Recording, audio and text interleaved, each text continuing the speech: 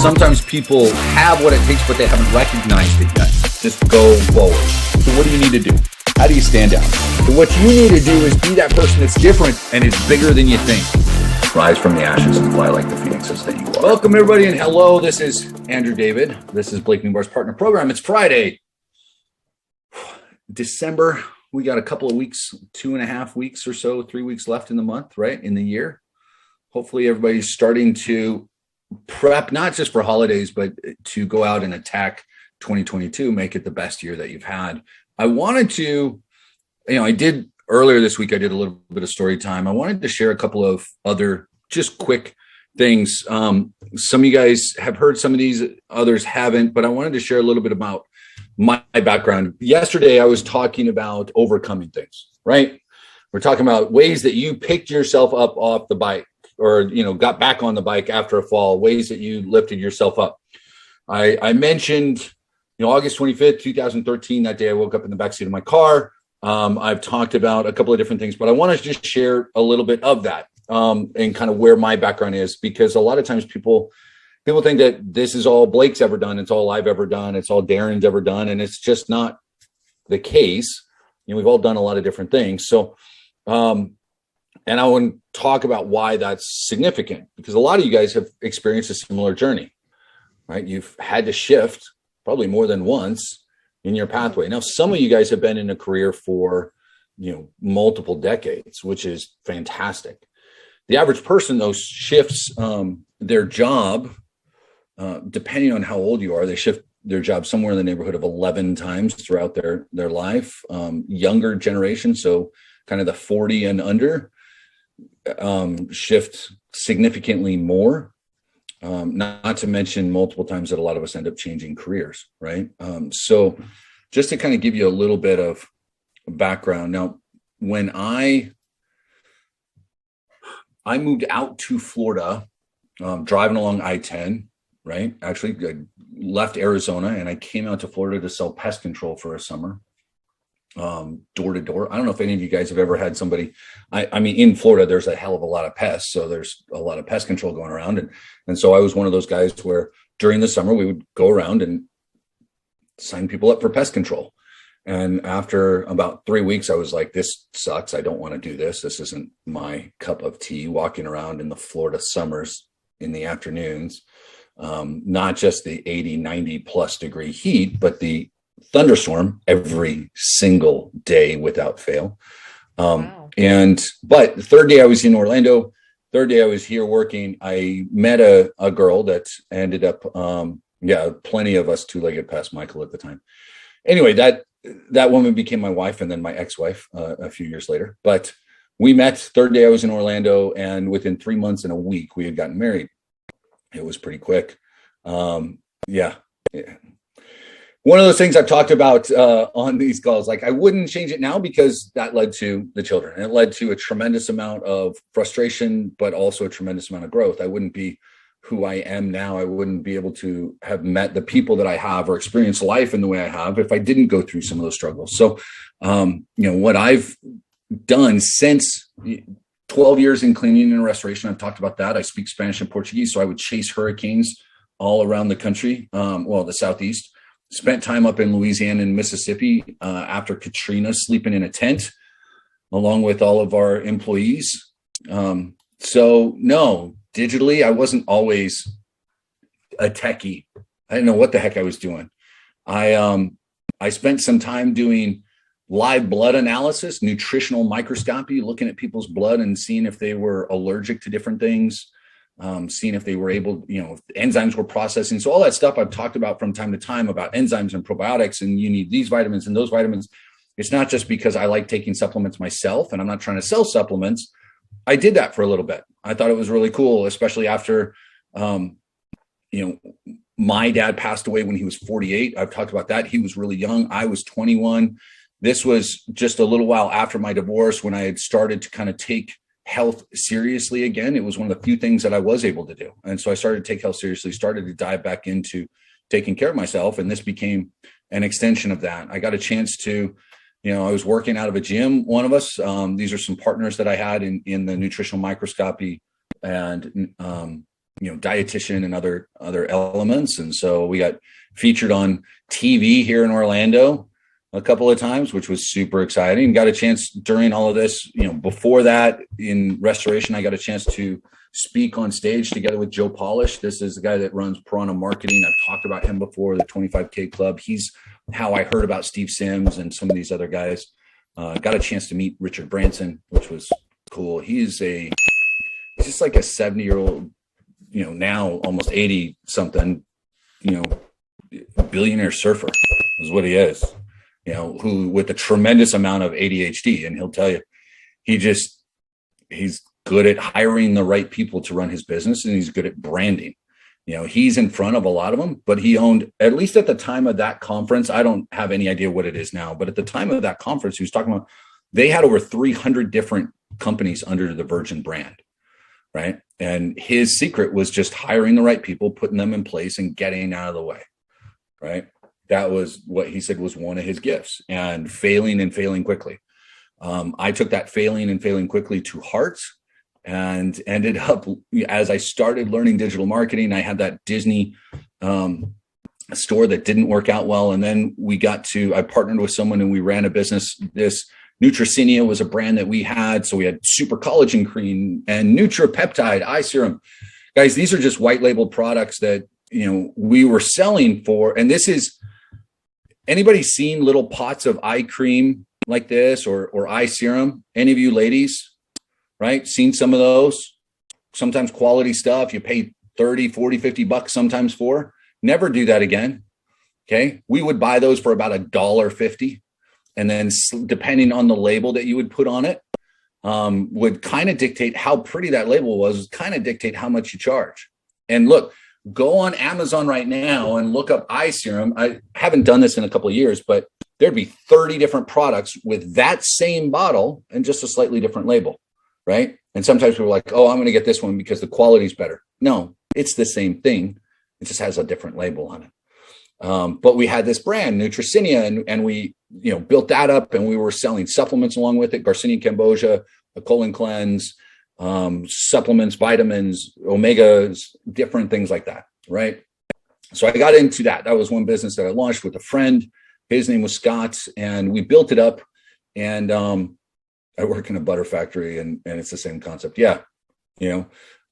Elizabeth, you've spent thousands. They've profited thousands. It doesn't work real well because I don't know. So especially right now, guys, fair warning, if you're walking through the mall, if you do decide to go shopping in person and you see some of those kiosks, all of that stuff isn't actually from the Dead Sea, right?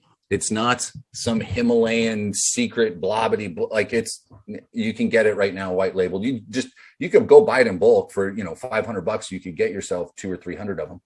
So, I mean, if you want to sell, that's a different conversation. But, what you want to do is, we got started with this business and we built it and built it well. This was after the Disney thing, and I found a mentor and I studied marketing a lot, studied copywriting. So you advertised. So we were advertising online. We had radio and we had some TV spots. We created some commercials, running commercials during Ellen in different markets. Great time. We sold a hell of a lot. A lot of you guys are set up with Stripe, right? So you have Stripe and you have different payment merchant accounts and Authorize.net and some others that authorize those payments, right? That's essentially what Stripe is. It's acting as this mediator. So you have Visa, and Visa isn't, you have all of these different credit cards that some happen to be Visa and some happen to be MasterCard, and then some are, right? So because you got your Chase Visa card, and then you have your Wells Fargo Visa card, and then you have all of these different things. Well, Stripe and these other merchant accounts are the ones that process that, and they pay attention to how many, how often, what's going on, if there's chargebacks. There are certain types of businesses that are deemed higher risk.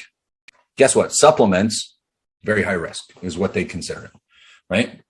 Not high risk for the consumer, high risk for the merchant, because people will tend to cancel, refund, right? There's issues. Well, what happens when there's high risk, if you sell a lot real fast, what do you think the merchant does? They get scared, right? Like, uh-oh, what's happening here? are these guys legit? Is this money really coming through from all of these different things? Are we going to have chargebacks later on, and we're going to have to process all of these transactions? So just as now that you guys are marketers and you're running business, I want you aware of something. If you have a problem with a company, ask for a refund, work with their customer service to get a refund. Worst case scenario, you can do a chargeback, right? Your credit card is going to protect you. Credit cards have much, much more protection than a debit card, by the way. It's not even close. I don't even use my debit card like at all. Don't do that. Do credit. Credit protects you. Anyway, if you charge back, let's say it's a $50 transaction. Let's say it's a $40 transaction. A lot of those products were like $29.99 or whatever. Let's say it's a $40 transaction. And then you charge back. The merchant account charges the corporation, the company, not just that $40, they charge them $30 to $35 for the chargeback, right? So now they lose the 40 and get charged 35. Okay. Now you can, if you're the company, you can dispute a chargeback. Now a lot of times we get these people that talk about, and you may have had this feeling that, oh, the credit card's really protecting the company. The company's, your credit card, and this is why you do credit instead of debit. Your credit card will go to bat for you all the time. Okay. Debit is different. It's harder than credit. Okay. Because the credit card gets interest from you. They want to keep you as a customer. The bank is just transferring your funds, right? The only reason they use a Visa or MasterCard logo on a debit card is to make that transaction easier because it's widely accepted. But so what happens is as the company, if someone charges me back, they pull that $40 and 35. So now I'm at 75, right? I lost the money and I lost that 35 too. Now I can dispute. And so look, and we would do this. So with this company, with Nutricenia, we were building it up. And if someone would charge back, we would say, no, look, here's the receipt that it was delivered, that you took it. Now we would offer free cancellation. If they simply sent back the unused product, we would offer free cancellation. We'll give you your money back. That's fine. But so we would dispute, and sometimes we would win it, but then the customer, like the process naturally would invoke another chargeback dispute, and we would get charged again. So you could end up not just losing the $40 from the original purchase, but up to $70 or $100+ for fighting the chargebacks. Okay, so as a consumer, just be cognizant of working with businesses, especially if it's a small business. Now, what happened for us is we had a couple of people charge back because they decided they didn't like it. And we said, look, just send us the product back. And this is, you got to love consumers. I remember one time we would get the box back, and one time it had crayons in it. One time it was Walmart vitamins. One time it was a tin, instead of the eye serum that I just showed you, we got a tin of beeswax. I'm like, what is going on? But they could show a receipt that they sent something back, and so you'd lose it. Anyway, we were selling well. We had that down.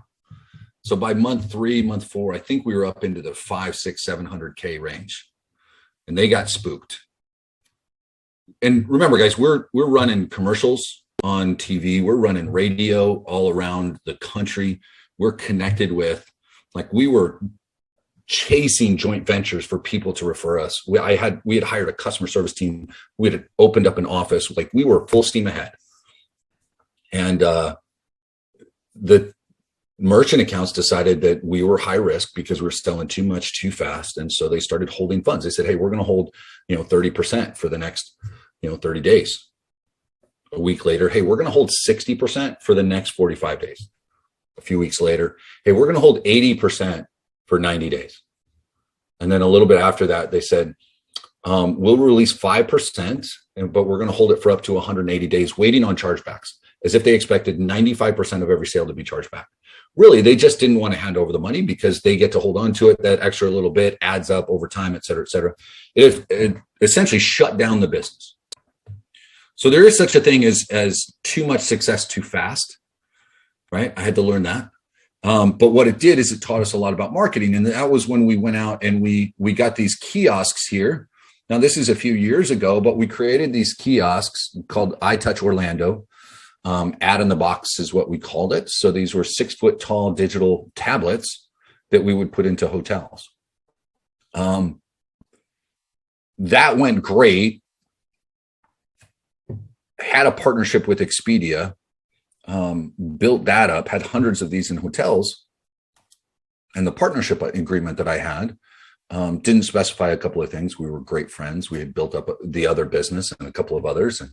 And the shares that I had of the company weren't founder shares. And so when we brought on investment money, my shares went from being worth, I had 40% of the company to being worth virtually nothing, right?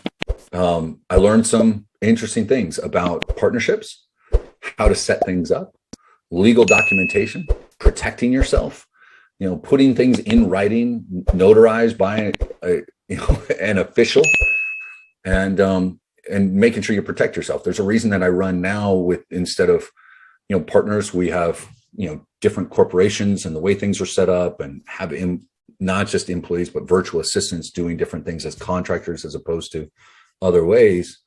Protect yourselves, guys. I say all this just because we did that. We signed an official partner. Like, I was a partner with Expedia, right, in 130 hotels here in Orlando.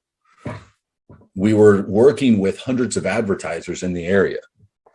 Done that. I've been able to do, got started with pushing further and further into digital marketing, and started filming, and then started training, and then got to do other fun stuff, and then got to start doing events. And I got a chance to speak at, this is Full Sail University here in Orlando.